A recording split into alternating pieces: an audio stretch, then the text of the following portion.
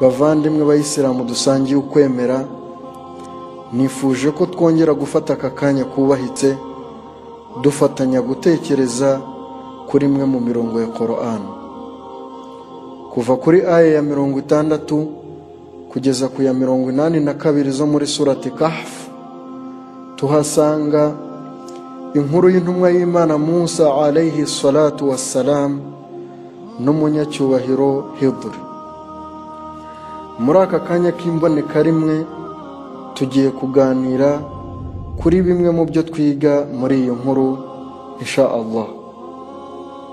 Nyuma y'uko Musa alayhi salatu wassalam yibwiye ko ari we mumenyi cyane kurenza abariho mu gihe cye, byatumye Imana Nyagasani imukoresha urugendo shuri hamwe n'umunyacyubahiro Hizr kugira ngo urwo rugendo rudusigire isomo ryo guca bugufi no kumenya neza ko hejuru y'umumenyi haba hari undi, kandi ko ubumenyi bwa buri kimwe bwihariye Allah wenyine.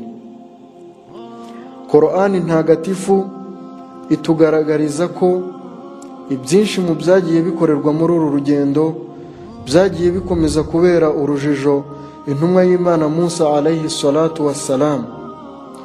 Umunyacyubahiro Hidr yagiye akora ibintu bitangaje cyane ku buryo kubisobanukirwa byakomeje kugora intumwa y'Imana Musa alayhi salatu wassalam kugeza aje kubisobanurirwa.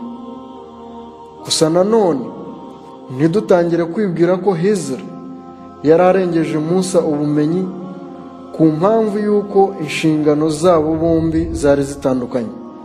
Musa alayhi salatu wassalam yari umumenyi cyane kurenza Hizr ku bijyanye n'ubuhanuzi, kureberera abantu no kubayobora inzira ya Allah subhanahu wa ta'ala.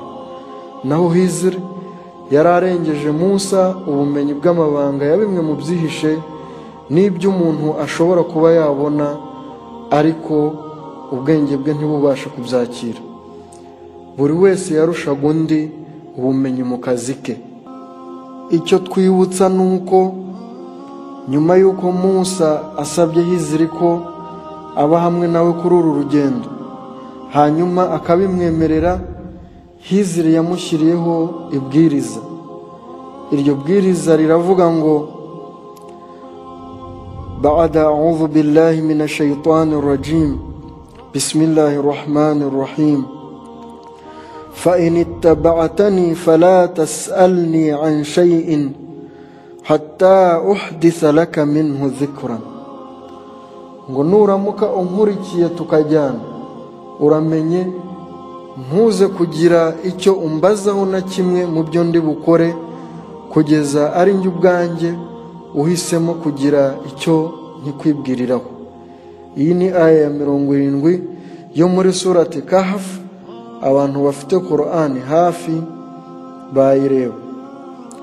Qur'an ntagatifu ikomeza itugaragariza ko intumwa y'Imana Musa alayhi salatu wassalam yaje gutsindwa n'iryo bwiriza ubwo we na Hizr bazaga kugera ahantu mu mujyi. Bahagera inzara n'inyota ari byose, basaba abaturage bo muri uwo mujyi amazi n'ibyo kurya, ariko habura n'umwe muri bo wabareba n'irihumye.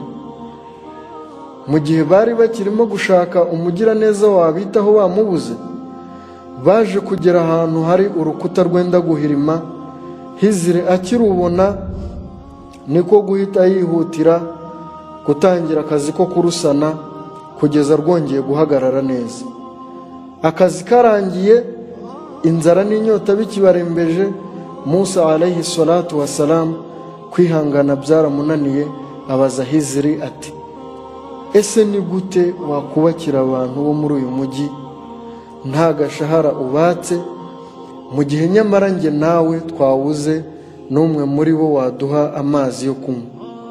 Hizr acyumva ayo magambo yahise abwira Musa ati, hadha firaqu bayni wa baynik saunabbi'uka bita'wili ma lam tastati alayhi sabran. Ati, iki ni igihe cyo kuba njye nawe twatandukana, urugendo rwacu tukarusubikira aha. Hanyuma kandi nyuma y'ibyo ndagusobanurira ibyo wagiye ubona nkora kubyihanganira bikakugora. Iyo ni aya ya 78. Bivugwa mu mateka ya Musa alayhi salamu ko yaje kubazwa ikintu cyaba cyaramubabaje mu buzima bwe, agiye gusubiza aravuga ngo mu buzima nahuye na byinshi bingora, nanyuze mu bikomeye bigiye bitandukanye, ariko rwose amagambo nabwiwe na Hizri asezerera ku rugendo rutari rwakagira aho rugera yarambabaje cyane, anansigira igikomere ku mutima. Intumwa y'Imana Muhammad sallallahu alayhi wa alihi wasallam ku bijyanye n'iyi nkuru ikatubwira ngo iyo Musa alayhi salatu wassalam aza kwihanganira rura rugendo kugeza rushojwe, yari kwigishwa na Hizri ibindi bintu 1000 bigiye bikubiyemo amasomo anyuranye. Bavandimwe b'Abayisilamu, murumva akamaro ko kwihangana, kumenya kwihangana. Iri ni irindi somo dukura muri iyi nkuru. Nyuma y'uko bafashe umwanzuro wo gusubika urwo rugendo, Hizri yatangiye gusobanurira Musa ibyo bagiye banyuramo byose kugeza bageze ku bijyanye n'urukuta. Hizri niko kumusobanurira ati Bismillahirrahmanirrahim. Wa amma al-jidaru fakana li ghulamayn yatimayn fil madina wa kana tahtahu kanzun lahuma wa kana abuhuma salihan fa arada rabbuka an yablugha ashuddahuma wa yastakhrija kanzahuma rahmatan min rabbik. Aramubwiye ngo naho iby'urukuta nasanze rwenda guhirima nkahita ndusana ntazuyaje, rwari urw'abana babiri b'imfubyi batuye muri uriya mujyi twarimo.